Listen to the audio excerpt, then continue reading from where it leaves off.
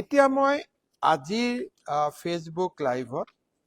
বেংকৰ ঋণ সম্পৰ্কত কেইটামান গুৰুত্বপূৰ্ণ ঘোষণা কৰিব খুজিছো।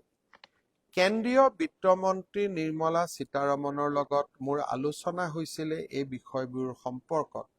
আৰু তেখেতৰ লগত তেখেতে দিয়া পৰামৰ্শ মতে আজি মই ষ্টেট লেভেল বেংকিং কমিটি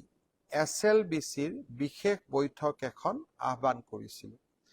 আৰু SLBCৰ বিশেষ বৈঠকত ৰিজাৰ্ভ বেংক অফ ইণ্ডিয়া, নাবাৰ্ডকে আদি কৰি সকলো বেংক উপস্থিত আছিলে। বেংকসমূহে মোক জনোৱা মতে শিৱসাগৰ আৰু চৰাইদেউ জিলা আৰু যোৰহাট আৰু গোলাঘাট জিলাত 3.18 লাখ এক্টিভ বেংক একাউণ্ট আছে আৰু বৰ্তমান আউটষ্টেণ্ডিং লোনৰ পৰিমাণ হৈছে 11,400 কোটি টকা। ইয়াত কৃষি ঋণো আছে, SHG আত্মসহায়ক গোটৰ মহিলাসকলৰ ঋণো আছে, MSME অৰ্থাৎ লঘু আৰু ক্ষুদ্ৰ উদ্যোগীৰো আছে আৰু হাউচিং, পাৰ্চনেল লোন, গাড়ী লোন ইয়াত সকলোবোৰ সমাহিত হৈ আছে। আজি আমি SLBCত কেইটামান সিদ্ধান্ত লৈছিলোঁ, যিকেইটা মই এটা এটাকৈ আপোনালোকক পঢ়ি দিব খোজো। প্ৰথম কথা, আমি ঋণ থকা ব্যক্তিসকললৈ এখন সকাহমূলক আঁচনি আজি আমি প্ৰস্তুত কৰিছোঁ। কিন্তু মই সবিনয়ে নিবেদন জনাম যে বেংকে এই সকাহ দিয়াৰ সময়ত সঁচা ডেমেজ হৈছে নে নাই বা বান আক্ৰান্ত হৈছে নে নাই তাক আকৌ এবাৰ পৰীক্ষা কৰিব। সেয়েহে যিসকল সদাশয় ব্যক্তি বান আক্ৰান্ত হোৱা নাই তেওঁলোকে এই আজি মই ঘোষণা কৰিব খোজা আঁচনিখনৰ বাবে অপেক্ষা নকৰিব।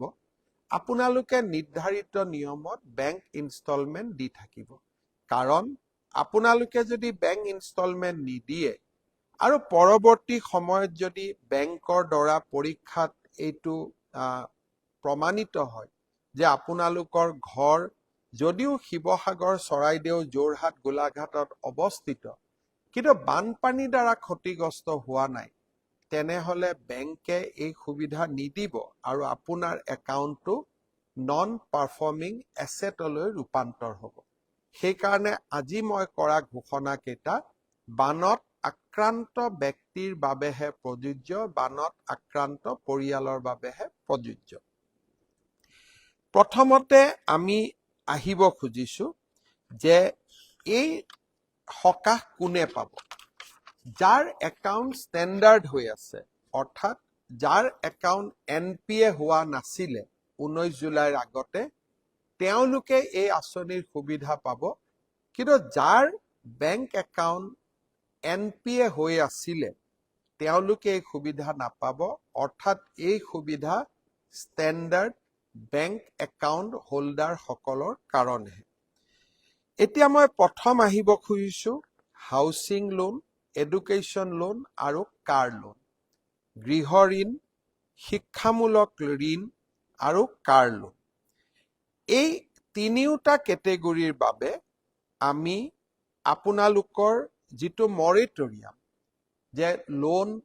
ঘূৰাই দিয়া যিটো প্ৰক্ৰিয়া, যাক আমি যেতিয়া আমি তাক সামূহিকভাৱে সকাহ দিওঁ তাক মৰেটৰিয়াম বুলি কোৱা হয়। অৰ্থাৎ হাউচিং লোন, এডুকেশ্যন লোন আৰু কাৰ লোনৰ ক্ষেত্ৰত আমি 6 মাহৰ বাবে মৰেটৰিয়াম ঘোষণা কৰিছো আজি আমাৰ SLBCত হোৱা সিদ্ধান্ত অনুসৰি। অৰ্থাৎ অহা 6 মাহলৈকে আপোনালোকে যিসকলৰ শিৱসাগৰ, চৰাইদেউ,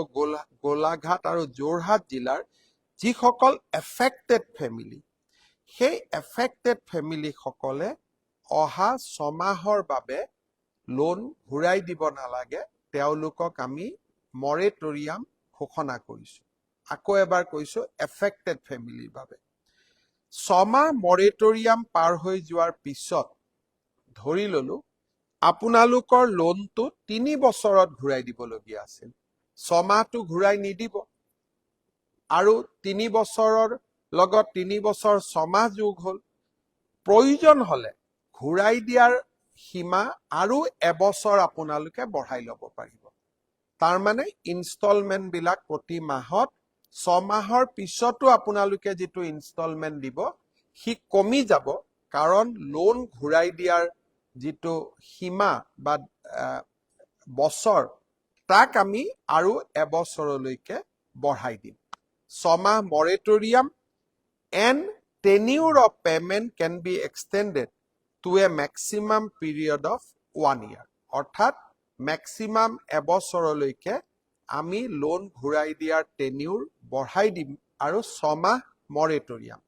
আৰু মৰেটৰিয়াম কেতিয়াৰ পৰা এফেক্ট হ'ব 19 জুলাই 2026 অৰ্থাৎ বানপানী হোৱাৰ দিনাখনৰ পৰা এইটো হ'ল হাউচিং লোন এডুকেশ্যন লোন আৰু কাৰ লোন এইবাৰ আমি আহিছো কৃষি ঋণ আৰু আত্মসহায়ক গোটৰ ঋণৰ ওপৰত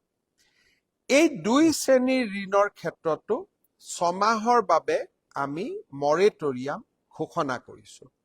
অৰ্থাৎ 6 মাহৰ বাবে আপোনালোকে লোন ঘূৰাই দিব নালাগে ইনষ্টলমেন্টবোৰ দিব নালাগে 6 মাহ আপোনালোকে বেংকক একো দিব নালাগে 6 মাহৰ পিছতো লোন ঘূৰাই দিয়াৰ যেটো টেনিউৰ আছিল 7 বছৰৰ লোন আছিল 10 বছৰৰ লোন আছিল তাক আমি এবছৰৰ পৰা 2 বছৰলৈকে বঢ়াই দিব পাৰি তাৰ ফলত কি লাভ হ'ব আপোনালোকৰ ইনষ্টলমেন্ট বিলাক সহজ হৈ পৰিব সো ক্ৰপছ লোন কৃষি লোন আৰু সেলফ হেল্প গ্ৰুপৰ লোনৰ ক্ষেত্ৰত 6 মাহৰ বাবে মৰেটৰিয়াম আৰু 2 বছৰ পৰ্যন্ত লোন ঘূৰাই দিয়াৰ ম্যাদ বৃদ্ধিকৰণ ই এটা আমি সকাহ দিব পাৰিছো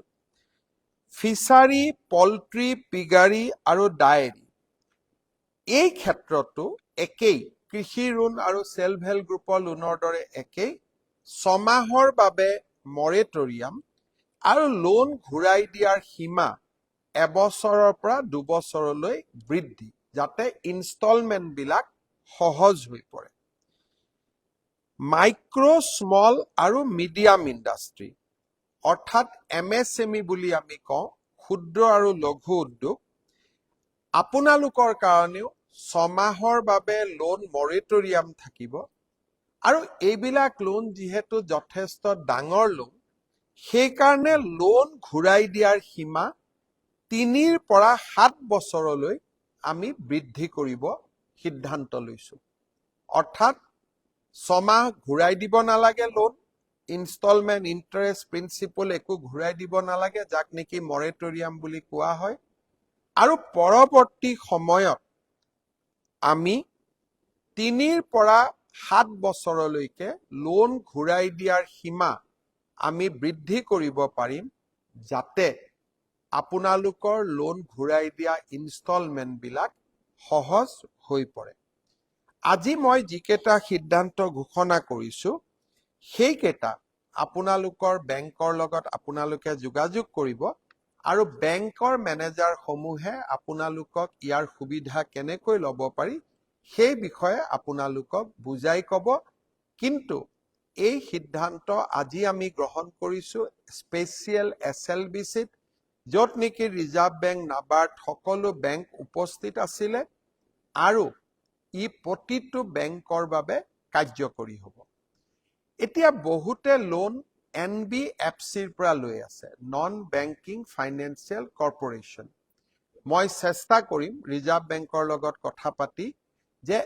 নন বেংকিং ফাইনেন্সিয়েল ইনষ্টিটিউচন বা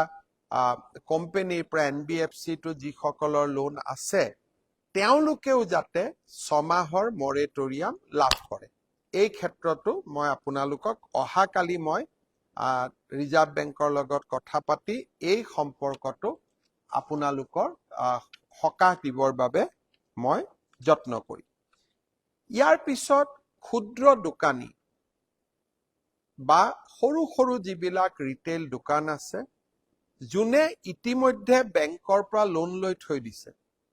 তেওঁলোকৰ লোন আছে কিন্তু এতিয়া দোকানবিলাক নষ্ট হৈ গ'ল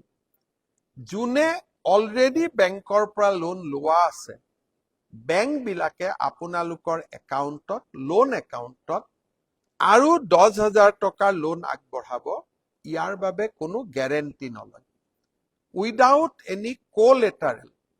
ক্ষুদ্ৰ দোকানীসকলৰ বাবে আৰু যাৰ ইতিমধ্যে বেংকৰ লগত লোন